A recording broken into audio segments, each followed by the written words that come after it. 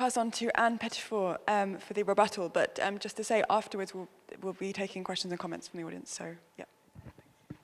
Thank you very much, Amrita, and also thank you very much for inviting me to this great venue and to this very interesting conversation. I'm really honored to be here. And I just want to make 3 points.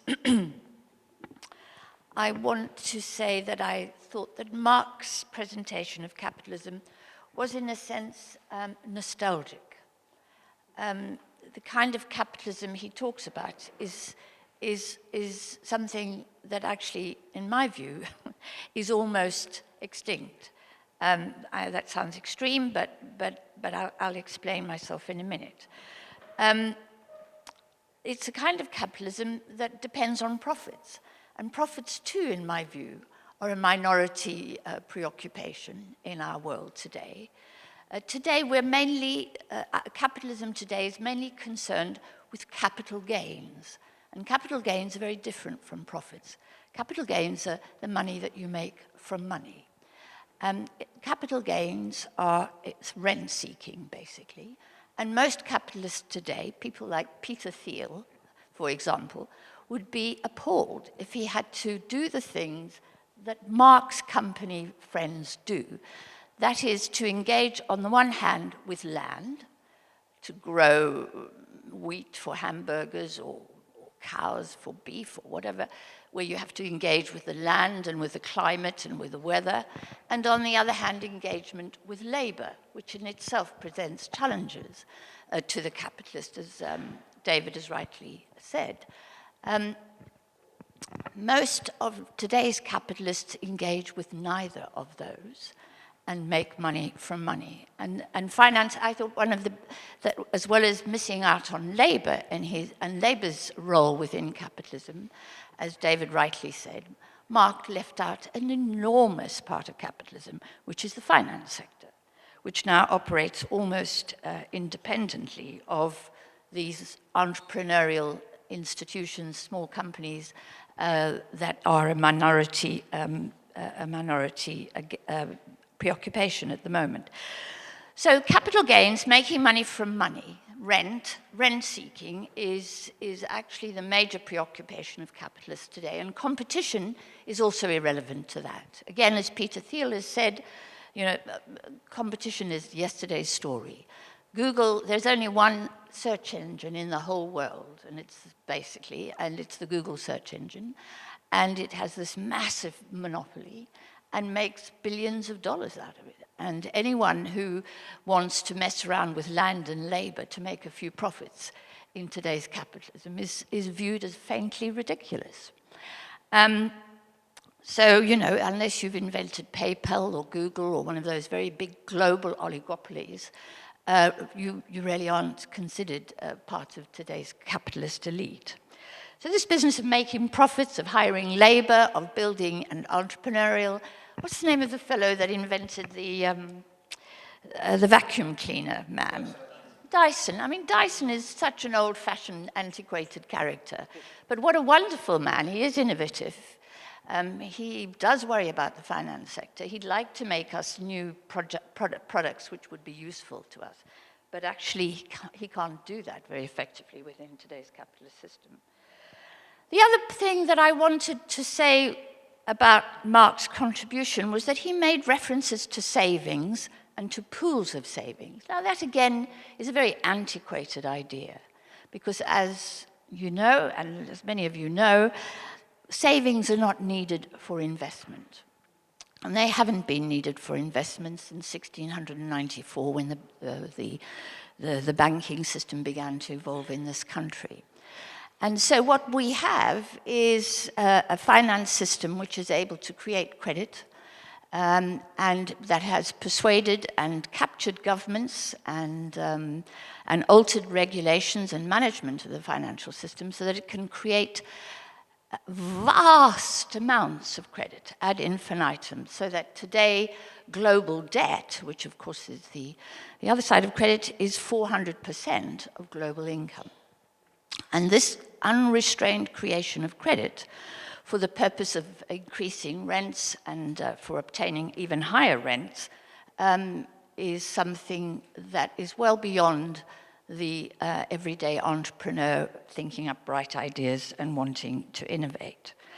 We don't have pools of savings. The sovereign wealth funds may have collected the surplus of their countries and may well be investing these abroad as they do, but the real power belongs to those who are based in Wall Street or in the City of London, who are able to engage in shadow banking activities way outside of the regulatory system and create money themselves and to create the capital gains that they can make from that money without having to have any recourse to anybody's savings tin.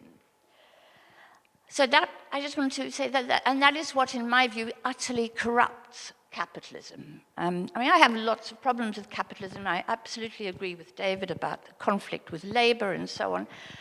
But for me, the corruption of capitalism now is so completely pervasive that and is so now corrupting the whole of society. That I think that unless we, well, I am perfectly a bit pessimistic about what we can do about it because we don't understand it, because it tends to be intangible, beyond our reach. One of my objections to Piketty, by the way, is that Piketty is very good at adding up, like an accountant, all of that which is tangible and talking about it.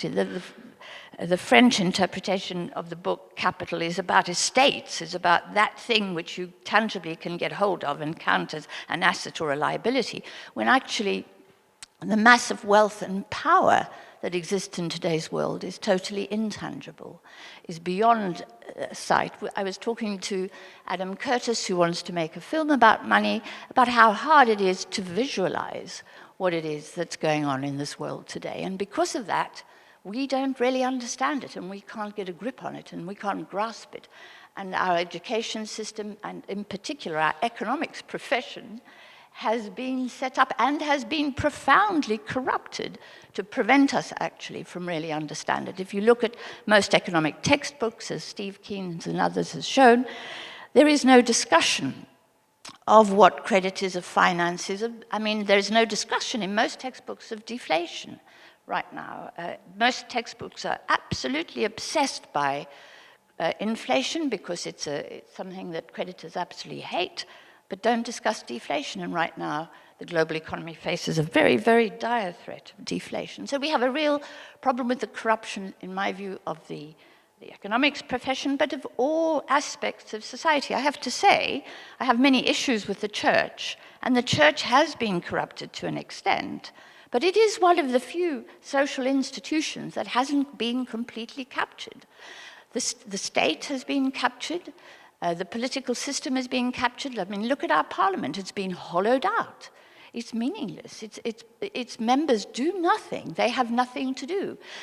When I was young, in my youth, members of parliament allocated resources to the health system or to the broadcasting system or to, and they managed the regulation of labor and they managed the regulation of finance. They don't do any of that anymore. And who would want to sit on those green benches with such meaningless activity? And I'm at the moment engaged in supporting Argentina in its struggle with Paul Singer, who is a billionaire vulture fund in Wall Street, who funded Mitt Romney's presidential campaign. What a very lousy investment that was, and dragged an awful lot of other billionaires into that morass with him. But who has bribed, in my view, and corrupted the American legal system. There was a time when the American legal system was held in great regard around the world. But the Supreme Court, the secondary court, the appeals court, and this small court in New York, which is demanding of Argentina, Argentina is just, it's a complicated story, but Argentina used to pay her creditors through a bank based in New York. Paul Singer has persuaded the courts to tell the bank that they can't use Argentina's money in the bank to pay creditors mainly in Italy, until Argentina pays Paul Singer 100 times more than they owe to their existing creditors under existing agreements. So this bank has defaulted on its obligations to its client that put money in the bank in the hope of it being spent in the right way. And so Argentina has now appointed another bank as its agent in its relationship with creditors, and that bank is based in Buenos Aires. And a couple of weeks ago, Judge Graeber accused Argentina of being in contempt of his court because as a sovereign parliament they were able to pass a law to establish a bank where they could put their money and pay their creditors. So we have the corruption of the United States' legal system, the capture and corruption of it, not by entrepreneurs making goodies and doing useful things, but by a finance sector which is remote and beyond control. So, and I want to make, how many more minutes have I got? Want to make a really important point about growth.